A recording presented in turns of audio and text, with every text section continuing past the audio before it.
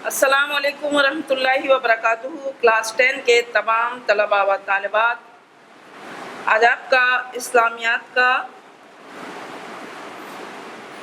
پہلا لیسن میں سمجھانے جا رہی ہوں۔ آپ کو معلوم ہوگا کلاس 9 اور 10 اس سال دونوں کو اسلامیات کا پیپر دینا ہے، اور اگلے سیشن میں انشاءاللہ یہ اردو اور اسلامیات صرف 9 کلاس میں ہوگی، 10 میں نہیں ہوگی۔ اس سال دونوں ہی کلاسز میں ہوگی، لہذا دونوں 9 اور 10 دونوں کلاسز کے طلباء و طالبات، آپ کو میں بتا دوں اسلامیات کا سلیبس، آپ کی جو کتاب ہے اس میں کیا چیزیں شامل ہیں۔ سب سے پہلے اسلامی تعلیمات کا جو اہم ترین حصہ ہوتا ہے وہ قرآن ہوتا ہے، تو آپ کا اس کتاب میں قرآنی حصہ جو ہے وہ 3 سورتوں پر مشتمل ہے۔ سورۃ الانفال جس کی 75 آیات ہیں، اس کے بعد سورۃ الاحزاب 73 آیات ہیں اس کی، اور تیسری ہے سورۃ الممتحنہ، اس کی 13 آیتیں ہیں۔ تو ان کا آپ کو ترجمہ پڑھنا ہوگا، یاد کرنا ہوگا، اور میں اس کے متعلق سمجھاؤں گی بھی آپ کو آیات میں۔ اور اس کے بعد دوسرا حصہ جو ہے وہ آپ کا احادیث پر مشتمل ہے، اس میں 20 احادیث شامل ہیں، جس کا آپ کو ترجمہ اور اس کی وضاحت تشریح تھوڑی سمجھنی ہوگی۔ ایگزام میں اس حوالے سے سوالات آتے ہیں۔ احادیث اچھی طرح آپ کو ترجمہ یاد کرنا ہوگا۔ اور تیسرا حصہ جو ہے وہ آپ کا اسلامی موضوعات ہیں، کچھ ان کے متعلق ہے کہ قرآن میں اس کے متعلق کیا ہے، احادیث میں کیا ہے، سنتیں کیا ہے نبی کریم صلی اللہ علیہ وسلم کی، صحیح ہے۔ تو وہ ہے موضوعاتی مطالعہ کے نام سے۔ موضوعاتی مطالعہ میں تقریباً 6-7 موضوعات ہیں، جیسے قرآن کا تعارف، حفاظت اور فضائل ہے، پھر اللہ اور رسول سے محبت ہے، پھر آگے اس طرح اور کچھ ٹاپک ہیں۔ آگے آخری ٹاپک ہے ہجرت اور جہاد۔ تو یہ آپ کا سلیبس ہے۔ خاص بات یہ ہے کہ آپ کو خود کتاب پر نظر رکھنا بہت ضروری ہے۔ کتاب پر آپ کو پوری کمانڈ ہونی چاہیے۔ کتاب کا پڑھنا، آپ کے پاس اپنی کتاب ہونا بہت ضروری ہے۔ اسے کھول کر آپ ضرور بیٹھیں اور اسے دیکھیں اور پڑھیں، کیونکہ پیپر جو ہیں وہ کتاب میں سے ہی آتے ہیں، چاہے وہ کوئی چھوٹی سے چھوٹی بات ہو، چاہے وہ کوئی بھی سوال ہو، کتاب میں سے ہی آئے گا۔ تو آپ کو کتاب پڑھنا بہت ضروری ہے۔ تو سب سے پہلے ہم شروع کرتے ہیں قرآنی حصہ سورۃ الانفال۔ یہ آپ کو پتہ ہے 9ویں اور 10ویں پارے میں ہے۔ یہ مدنی دور کی صورت ہے، اور اس میں جو کلام کیا گیا ہے اللہ تعالیٰ نے وہ چند موضوعات پر کیا ہے۔ بالخصوص غزوہ بدر کے حوالے سے اس میں اللہ تعالیٰ نے کلام فرمایا ہے، اور غزوہ بدر جو ہے وہ ہجرت کے بعد پہلی جنگ تھی کفار اور مشرکین کے درمیان، جو 2 ہجری میں لڑی گئی، کفار مکہ اور مسلمانوں کے درمیان۔ یہ پہلی جنگ تھی غزوہ بدر۔ تو غزوہ بدر کے حوالے سے اس میں احکامات ہیں، اور جنگ کے حوالے سے مسلمانوں کی اللہ تعالیٰ نے کچھ تعلیم اور تربیت فرمائی ہے، اور کفار اور مشرکین کو اللہ تعالیٰ نے یعنی تنبیہ کی ہے کہ وہ آئندہ سے اس طرح کی حرکتیں نہ کریں، مسلمانوں کے خلاف یہ سازشیں نہ کریں، ورنہ ان کا انجام بہت برا ہوگا، جیسا کہ اس جنگ کا انجام ہوا تھا۔ غزوہ بدر میں کفار کو بدترین شکست ہوئی تھی، اور اللہ تعالیٰ نے 1000 کفار پر مشتمل لشکر تھا، جس کے مقابلے میں صرف 313 مجاہدین اسلام تھے، لیکن وہ سب کے سب ایمان اور استقامت کا پیکر تھے، اللہ اور رسول کی محبت میں یہاں پر آئے تھے میدان بدر میں۔ تو اللہ تعالیٰ نے ان کی بھرپور مدد فرمائی. نبی کریم صلی اللہ علیہ وسلم نے یہاں نماز پڑھ کر اور اللہ کے آگے ہاتھ پھیلا کر خوب بہت دیر تک بہت زیادہ اللہ تعالیٰ سے گڑ گڑا کے دعائیں مانگی تھیں کہ اللہ تعالیٰ یہ تیرے جانثار جو ہیں یہ صرف تیری محبت میں میری محبت میں یہاں پر آئے ہیں، اگر آج یہ کامیاب نہ ہوئے تو قیامت تک تیرے دین کو پھیلانے والا کوئی نہ رہے گا، تو ان کی مدد فرما. اور پانی، شدید گرمی کا زمانہ تھا، پانی کی بھی قلت تھی، تو پانی کے لیے دعا کی تو اللہ تعالیٰ نے اپنی خاص عنایت سے پانی بھی برسا دیا، موسم اچھا ہو گیا. تو جیسے ہی ایک تو غزوہ بدر کے حوالے سے اس میں کلام کیا گیا ہے. مسلمانوں کی اللہ تعالیٰ نے بھرپور مدد فرمائی، کئی لحاظ سے مدد فرمائی، یعنی اپنے فرشتوں کے لشکر یہاں پر بھیجے تھے مسلمانوں کی مدد اور حمایت کے لیے لگاتار. یعنی اللہ تعالیٰ نے یہ وعدہ فرمایا تھا کہ ہم تمہاری لگاتار آنے والے فرشتوں سے مدد کریں گے. ٹھیک ہے. اور اس کے علاوہ اس میں اللہ تعالیٰ نے وہ مختلف احسانات بھی بتائے ہیں، انعامات بھی بتائے ہیں جو مسلمانوں کو اللہ تعالیٰ نے مرحمت فرمائے، تو وہ بھی میں آپ کو لیسن کے ساتھ ساتھ بتاتی جاؤں گی. اور شیطان نے یہ وعدہ کیا تھا کفار سے کہ تمہارے اعمال بہت اچھے ہیں، تم جو کچھ کر رہے ہو بہت صحیح کر رہے ہو اور میں تمہارا ساتھ دوں گا.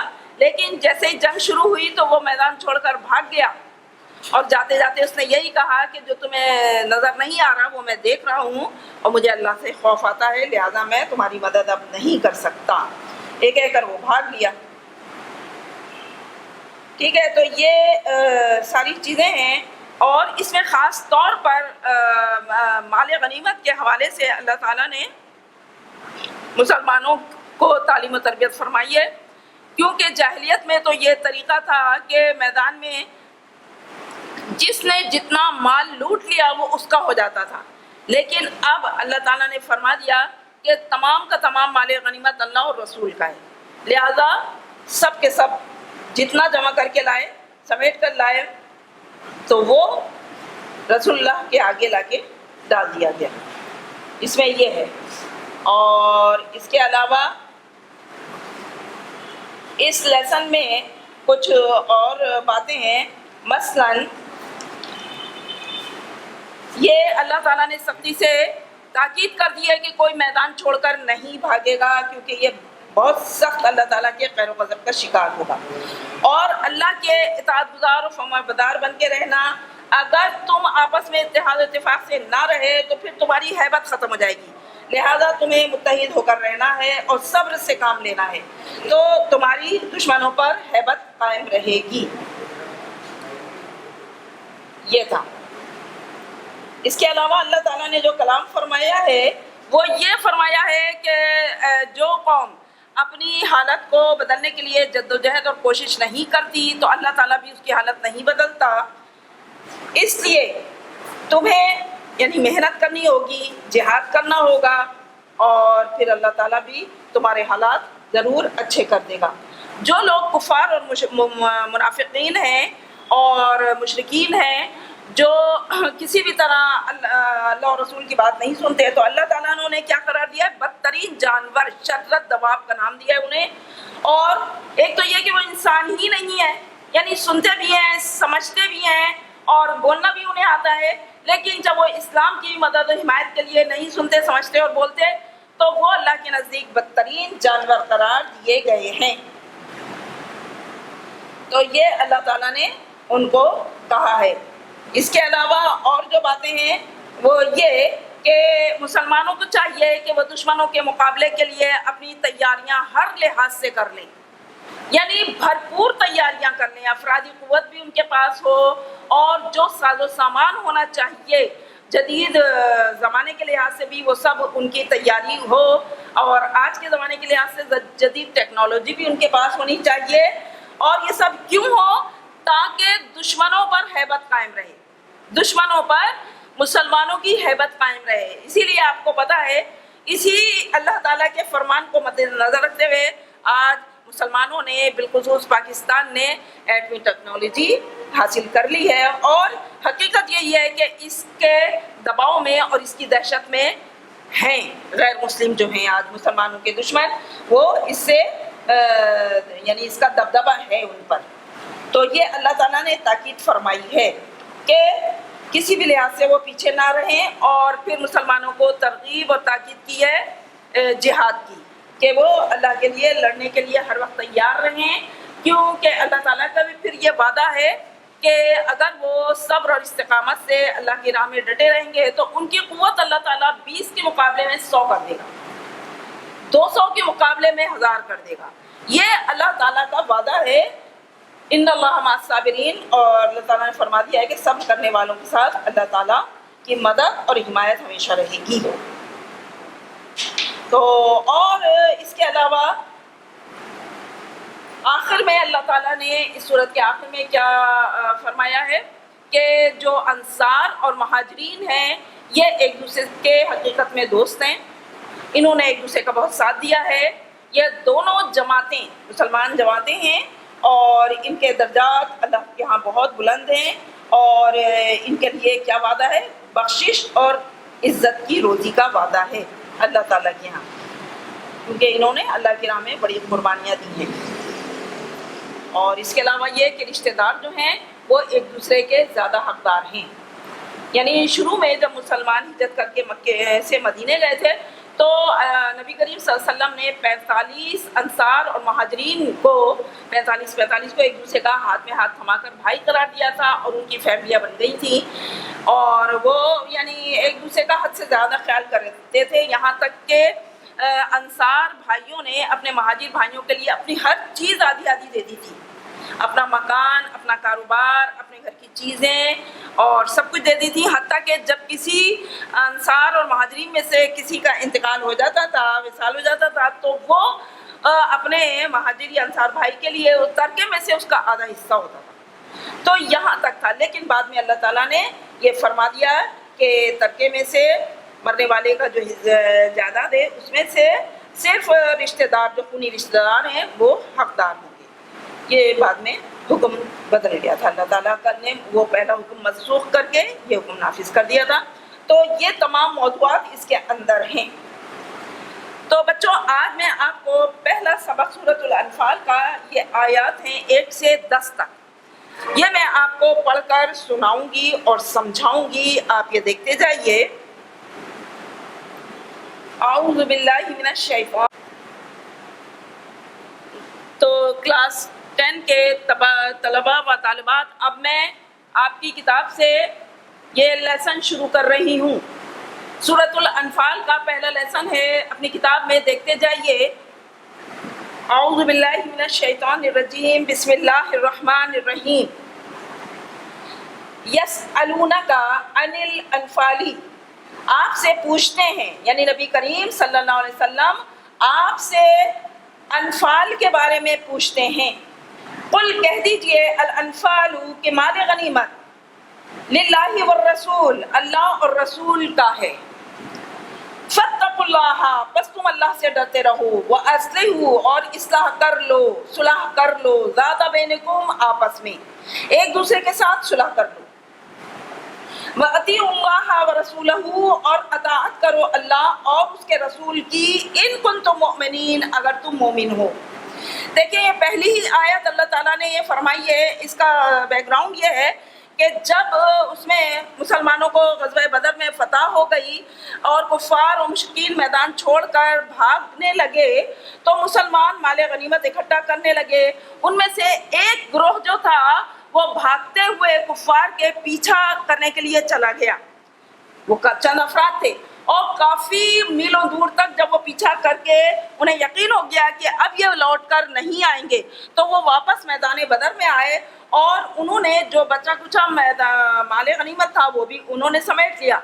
پھر انہوں نے یہاں پہلے سے موجود مسلمانوں سے کہا کہ ہمیں بھی اس مال غنیمت میں سے حصہ دو، کیونکہ ہم جنگ کا ہی اس میں تھے، اور ہم جو ہیں وہ کوئی الگ سے ان کا وہ پیچھا کرنے نہیں گئے تھے، تو ہمارا بھی اس میں حق بنتا ہے. لیکن یہاں ان موجود مسلمانوں نے کہا نہیں، ہم نے جتنا سمیٹ لیا وہ تو ہمارا ہو گیا. تو یہ تھوڑا سا تنازع آپس میں پیدا ہو گیا تھا.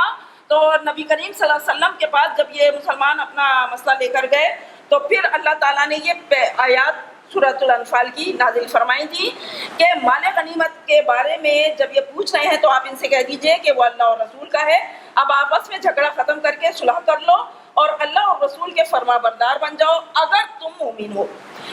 انما المؤمنون الذین، بے شک مومن تو وہ ہوتے ہیں، اذا ذکر اللہ، کہ جب ذکر کیا جاتا ہے اللہ کا، وجلت، ڈر جاتے ہیں، قلوبہم، ان کے دل۔ اب مسلمانوں کی، مومنوں کی پہچان بتائی اللہ نے کہ مومن تو وہ ہوتے ہیں کہ جب اللہ کا ذکر کیا جاتا ہے تو ان کے دل ڈرتے ہیں۔ وَإِذَا تُلِيَتْ عَلَيْهِمْ آيَاتُهُ، اور جب تلاوت کی جاتی ہیں ان پر اس کی آیات، زادتہم، زیادہ ہو جاتا ہے ان کا، ایمان، یعنی بڑھ جاتا ہے ان کا ایمان جب اللہ کی آیات ان کو سنائی جاتی ہیں۔ وَعَلَىٰ رَبِّهِمْ يَتَوَكَّلُونَ، اور ان کی تیسری خوبی یہ ہوتی ہے کہ وہ اپنے رب پر بھروسہ کرتے ہیں۔ ایک یہ کہ وہ اللہ سے ڈرتے ہیں، دوسرے یہ کہ جب ان کو تلاوت سنائی جاتی ہے تو ان کا ایمان اور بڑھ جاتا ہے، تیسرے یہ کہ وہ اللہ پر بھروسہ کرتے ہیں۔ الذین یقیمون الصلاۃ، وہ لوگ قائم کرتے ہیں نماز، وَمِمَّا، اور اس میں سے، رزقناہم، جو ہم نے ان کو رزق دیا ہے، ينفقون، وہ خرچ کرتے ہیں۔ یہ ان کی ایک خصوصیت یہ ہے کہ وہ نماز پڑھتے ہیں اور جو رزق دیا وہ اللہ کی راہ میں خرچ کرتے ہیں۔ یہ 5 خوبیاں ہوتی ہیں مومنوں میں۔ اولئک هم المؤمنون حقا، یہی سچے مومن ہیں، یعنی جو یہ خوبیوں کے مالک ہیں وہی دراصل سچے مومن ہوتے ہیں۔ لہم درجات، ان کے لیے درجات ہیں۔ اب ان کا انعام بتایا جا رہا ہے جو سچے مومن ہوتے ہیں کہ ان کے لیے مرتبے ہیں، مقام ہیں، بلند مقام ہے، عند ربہم، ان کے رب کے پاس، ومغفرۃ، اور بخشش ہے، ورزق کریم، اور عزت کی روزی ہے۔ کما، جیسا کہ، اخرجہ کا، نکالا آپ کو، رب کا، آپ کے رب نے، من بیت کا، آپ کے گھر سے، بالحق، حق کے ساتھ، یعنی غزوہ بدر کے لیے جیسا کہ آپ کو آپ کے رب نے حق کے ساتھ نکالا تھا۔ وَإِنَّ فَرِيقًا مِّنَ الْمُؤْمِنِينَ، اور ایک جماعت مومنوں میں سے، لَكَارِهُونَ، اس بات سے ناخوش تھی، یعنی وہ لڑنے کے لیے نہیں جانا چاہتے تھے۔ يُجَادِلُونَكَ، وہ جھگڑا کر رہے تھے آپ سے، فی الحق، حق کے معاملے میں، بعد ما تبینہ، اس کے ظاہر ہو جانے کے بعد بھی، کأنما، گویا کہ وہ، یساقون، دھکیلے جا رہے ہوں، الی الموت، موت کی طرف، یعنی وہ حق کے معاملے میں آپ سے جھگڑا کر رہے تھے، وہ جانا نہیں چاہ رہے تھے جہاد کے لیے میدان بدر میں، وہم ینظرون، اور وہ موت کو دیکھ رہے ہوں، یعنی وہ اتنا ڈر رہے تھے کہ ہم وہاں جائیں گے تو مر جائیں گے، ہماری تعداد بہت کم ہے، ہم زندہ بچ کر نہیں آئیں گے، تو انہیں اپنی موت نظر آ رہی تھی۔ وَإِذْ، اور یاد کرو جب، یعدکم اللہ، تم سے وعدہ کرتا تھا اللہ تعالیٰ، احدی الطائفتین، 2 جماعتوں میں سے ایک کا، انہا لکم، کہ بے شک وہ تمہاری ہوگی، یعنی تم اس پر قابو پا لو گے، وتودون، اور تم چاہتے تھے، ان غیر ذات الشوکتی، کہ بے اسلحہ جماعت، تکون لکم، تمہاری ہو جائے۔ تو یہ 2 جماعتیں کون سی تھیں؟ دیکھیں، ایک جماعت تو تھی کہ ابو سفیان کا تجارتی قافلہ جو مکے سے تجارت کرنے شام گیا تھا، وہ واپس مکے آ رہا تھا، راستے میں ہی اسے یہ احساس ہو گیا تھا کہ مدینے سے قریب جو علاقہ ہے وہاں سے ہم گزریں گے تو یہ مسلمان ہم پر حملہ کر دیں گے، ہمیں لوٹ لیں گے۔ تو ابو سفیان نے اس خطرے کے پیش نظر اپنا ایک آدمی قاصد سرداران قریش کو مکے روانہ کیا کہ ہماری مدد کو، ورنہ تمہارا سامان تجارت جو ہے ہم اس کی حفاظت نہیں کر پائیں گے اور مسلمانوں سے لوٹ مار کا خدشہ ہے۔ تو وہ آدمی وہاں جب گیا تو سرداران قریش نے فوراً ایک اپنا اجلاس بلایا اور یہ سب باتوں کے تحت انہوں نے ایک زبردست 1000 کفار پر مشتمل لشکر تیار کر لیا، جو کہ ابو جہل جس کا امیر مقرر کیا، اور وہ یہاں فوراً میدان بدر میں جنگ کے لیے آ گیا کہ ان کی توجہ ہم ادھر جنگ کی طرف کر لیں گے اور ہمارا تجارتی قافلہ بحفاظت مکے چلا جائے گا۔ خیر، ابو سفیان نے اپنا راستہ بدل کے وہ مکے چلا گیا اور 1000 کفار پر مشتمل لشکر میدان بدر میں موجود ہوا۔ جب مسلمانوں کو اس کی خبر ہوئی تو وہ رسول اللہ صلی اللہ علیہ وسلم نے مشورہ کیا تمام صحابہ سے، اور پھر مسلمانوں میں آپس میں کچھ اختلاف بھی ہوا، اور جو منافقین تھے انہوں نے وہاں نہ جانے پر اصرار کیا کہ ہم نہیں جائیں گے، ہمارا نتیجہ پتہ ہے کہ ہماری موت ہے۔ بہرحال جو سچے پکے مسلمان تھے وہ 313 رہ گئے، اور وہ وہاں پر گئے، مسلمان جو تھے رسول اللہ صلی اللہ علیہ وسلم کے ساتھ میدان بدر میں گئے، اور وہاں ان کا مقابلہ کفار سے ہوا۔ تو مسلمان پہلے یہ چاہ رہے تھے کہ ہمارا مقابلہ تجارتی لشکر سے ہو تاکہ ہمیں اس سے مال و دولت ملے، لیکن اللہ تعالیٰ کی مرضی کچھ اور تھی۔ اللہ تعالیٰ چاہتے تھے کہ پہلے حق اور باطل کا فیصلہ ہو جائے اور یہ ابو جہل کے جنگی لشکر سے ان کا مقابلہ ہو۔ لہٰذا اب اللہ تعالیٰ فرما رہے ہیں وَيُرِيدُ اللَّهُ، اور اللہ تعالیٰ چاہتا تھا أَن يُحِقَّ الْحَقَّ، کہ وہ حق کو ثابت کر دے بے کلمات ہی، اپنے فرمان کے ذریعے، وَيَقْطَعَ، اور وہ کاٹ ڈالے دابر الکافرین، کافروں کی جڑیں، لِيُحِقَّ الْحَقَّ، تاکہ حق سچ جو ہے وہ ثابت ہو جائے، اس کو اللہ تعالیٰ ثابت کر دکھائے، وَيُبْطِلَ الْبَاطِلَ، اور باطل کو مٹا دے، وَلَوْ كَرِهَ الْمُجْرِمُونَ، اگرچہ مجرمین، مشرکین، کافرین اس سے ناخوش ہوں۔ اذ، یاد کرو جب، اللہ تعالیٰ فرما رہے ہیں، ایک اور بات یاد دلا رہے ہیں کہ یاد کرو جب تستغیثون، تم فریاد طلب کر رہے تھے اپنے رب سے، یعنی جب نبی کریم صلی اللہ علیہ وسلم میدان بدر میں پہنچنے کے بعد اللہ سے دعا فرما رہے تھے نا، وہ بات یاد دلائیے۔ فاستجاب لکم، تو قبول کر لی گئی تمہاری دعا، انی ممدکم، میں تمہاری مدد ضرور کروں گا، بِأَلْفٍ مِّنَ الْمَلَائِکَةِ، 1000 فرشتوں کے ذریعے، مردفین، لگاتار آنے والے۔ اللہ تعالیٰ نے یہ وعدہ فرمایا کہ لگاتار آنے والے 1000 فرشتوں کے ذریعے میں تمہاری مدد کروں گا۔ وَمَا جَعَلَهُ اللَّهُ إِلَّا بُشْرًا، اور اللہ تعالیٰ نے اس بات کو خوشخبری بنا دیا، وَلِتَطْمَئِنَّ بِهِ قُلُوبُكُمْ، تاکہ اس سے تمہارے دلوں کو اطمینان حاصل ہو جائے، کیونکہ مسلمان یہاں آ تو گئے تھے اللہ اور رسول کی محبت میں، لیکن ان کے دل بہرحال ڈر رہے تھے، کیونکہ ان کے پاس نہ اسلحہ تھا، نہ کھانے پینے کا سامان تھا، نہ سواریاں تھیں، اور وہ تعداد بھی بہت کم تھی۔ تو اللہ نے ان کو یہ خوشخبری دے دی تھی کہ میں تمہاری مدد کروں گا فرشتوں کے ذریعے۔ وَمَن نَّصْرُ إِلَّا مِنْ عِنْدِ اللَّهِ، اور اللہ کے سوا کسی کی مدد نہیں ہے، یعنی مدد صرف اللہ ہی کی طرف سے ہے، جو کہ مسلمانوں کے لیے کافی ہو جائے گی۔ ان اللہ عزیز الحکیم، بے شک اللہ تعالیٰ زبردست حکمت والا ہے۔ کلاس 9 اور 10 کے طلبہ و طالبات، آپ دونوں کو سورۃ الانفال کا پہلا لیسن ہے، آیات 1 سے 10 تک ہیں۔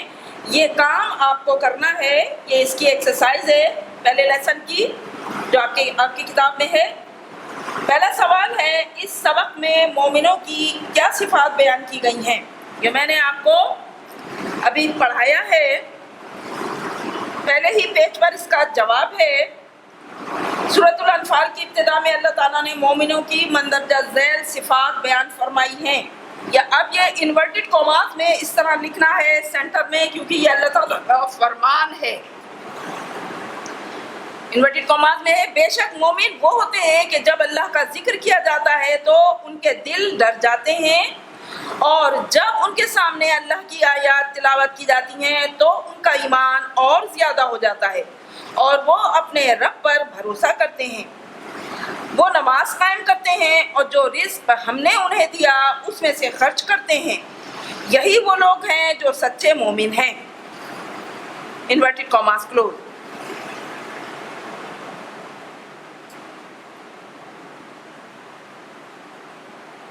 سوال نمبر 2 دیکھیے، 2 گروہوں سے کیا مراد ہے؟ جواب میں 2 گروہوں سے مراد، ایک ابو سفیان کا وہ تجارتی قافلہ جو ملک شام سے بہت سارا مال تجارت لے کر مکے واپس جا رہا تھا، اور رسول اللہ صلی اللہ علیہ وسلم نے اس پر حملہ کرنے کا خفیہ طور پر منصوبہ بنایا تھا۔ دوسری لائن سے لکھیے گا، دوسرا ابو جہل کا وہ جنگی لشکر جو 1000 کفار پر مشتمل تھا اور ہتھیاروں سے لیس تھا، وہ میدان بدر میں مسلمانوں سے جنگ لڑنے آیا تھا۔ یہ 2 سوالوں کے جواب ہو گئے۔ اب یہ 2-3 آیتیں ہیں جس کا آپ کو صرف ترجمہ لکھنا ہے، چھوٹی چھوٹی آیتیں ہیں۔ نمبر 1 ہے فَاتَّقُوا اللَّهَ وَأَصْلِحُوا ذَاتَ بَيْنِكُمْ، ترجمہ ہے پس اللہ سے ڈرتے رہو اور آپس میں صلح کر لو۔